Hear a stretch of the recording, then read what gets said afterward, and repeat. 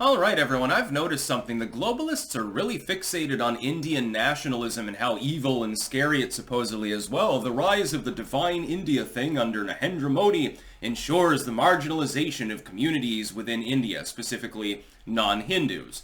I would point out, these same journalistic outlets do not seem to have a problem with other vaguely ethno-nat or civic-nat movements in other countries. For instance, Chinese nationalism. How many pieces have we seen about that and why it's wrong? The whole free Tibet thing from the 2000s aside, generally they don't say a mumbling fucking word about it. India becomes more nationalistic. It becomes Bharat, gains more of a national identity. It's linked to Hinduism. It's linked to that long-standing civilizational system that's been there for thousands of years. All of a sudden, these people, they roll around on the floor screaming, and oh my God, Indian nationalism, it's so terrible. They're gonna marginalize people. Oh my God. And I know partially why it is. Narendra Modi appears to have gotten along fairly well with Orange Man, with Donald Trump. You remember when Trump went over there and people were literally like making offerings to the Hanuman and Ganesha statues and shit like that? And they had that stadium with hundreds of thousands of people in it, and Trump was effectively greeted as though he were an avatar of some sort. It's because both of these people are trying to restore their national fabric away from globalism.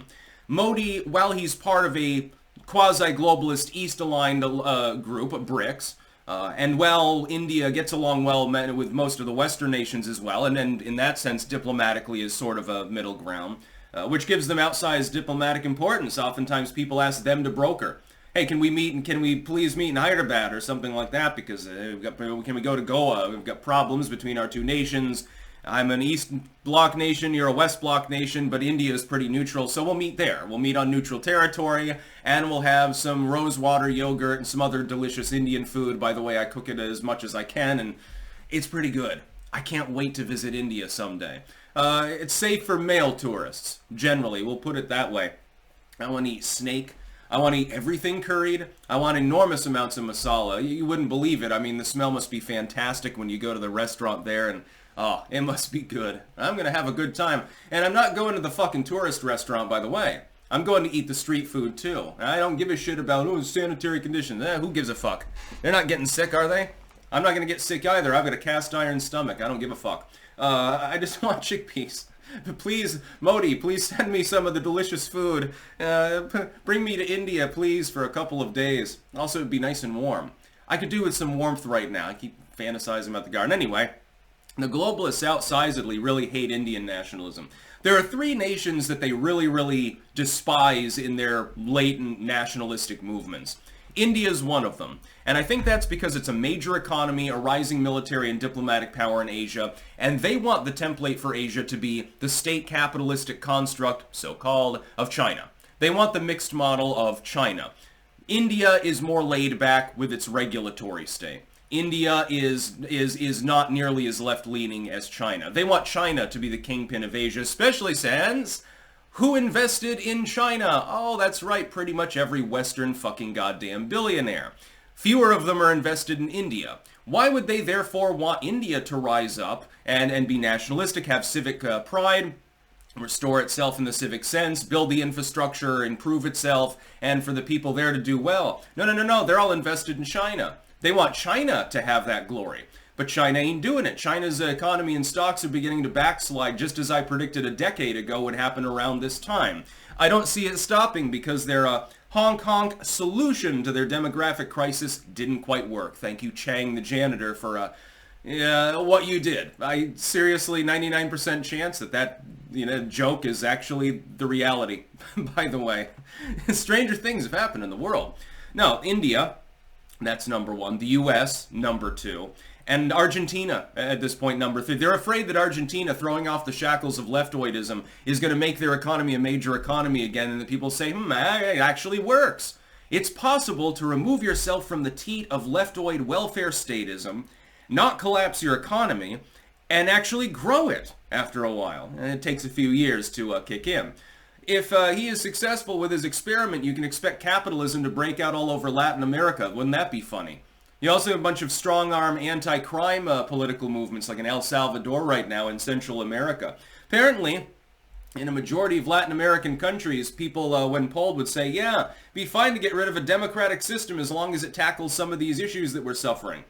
Those issues were caused by left-wing economics, mainly, and soft on crimeism. You know, the government partners with the cartels and appeases them, Alaric style, and then they wonder why Rome gets sacked. Indian nationalism, though, I think is number one on their list of the things that they don't want. I think they fear Modi and his movement getting away from some of the policies of the past in India that some worked and some didn't. I think they're more afraid of him than they are Donald Trump, actually, or Javier Milei. I think they're genuinely terrified of the man. Certainly more afraid than they are of any of the Euro-nationalist movements, other than maybe the farmers' parties. You think that they fear Maloney? Yeah, I think that's baloney. You think they fear Le Pen after what she said the other day? You can look it up for yourself. I'm not going to bother to elaborate. She's gone batshit. They might be afraid of the AfD in Germany, because they've become a major party now. They're threatening to try to outlaw them.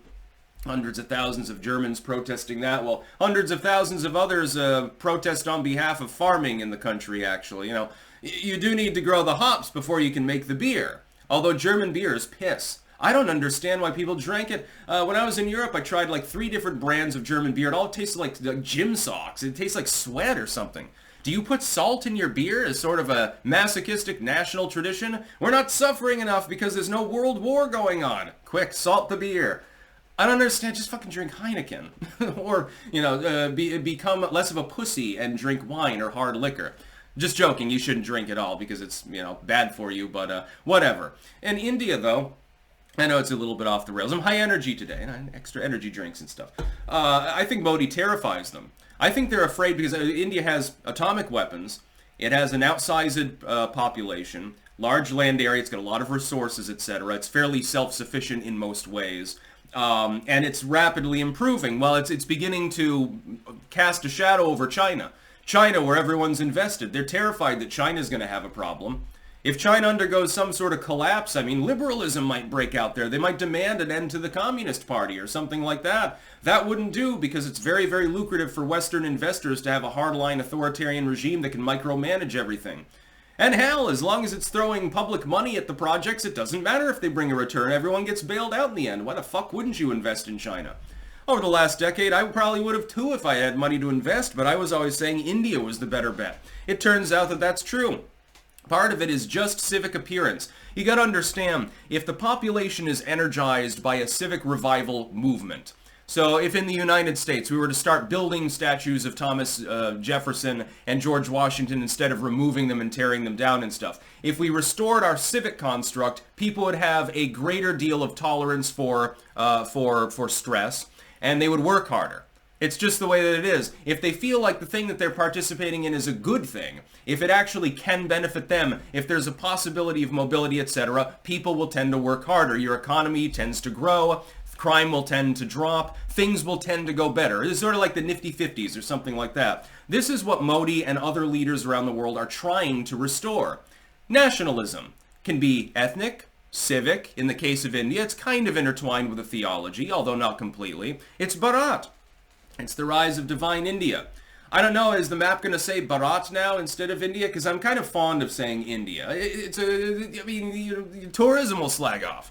People are looking for India on the map, not for Bharat. So I don't know. I mean, you name your nation whatever you want to, but I don't know. It's a little bit on the pointless side. That being said, hail to the Indian people. Unlike a lot of countries in the world, you've got a chance. Right now, countries that have a chance, the United States, not Canada, I suppose, kind of Mexico, ironically, Argentina, Brazil, assuming that they can get Bolsonaro or somebody like him back, India, and a few others. Thailand, I suppose. A handful of European countries, Hungary, maybe Poland. I suppose with the protests, the Dutch have a chance now, too. And, of course, the Finns, because nothing can exterminate them. They never have to worry about nuclear war, because they'll just drink more vodka and say, I don't know, probably removes radiation from my body, or something like that. And then he's stabbing the Russians coming across the border, winter war style. That's about all. Peace out.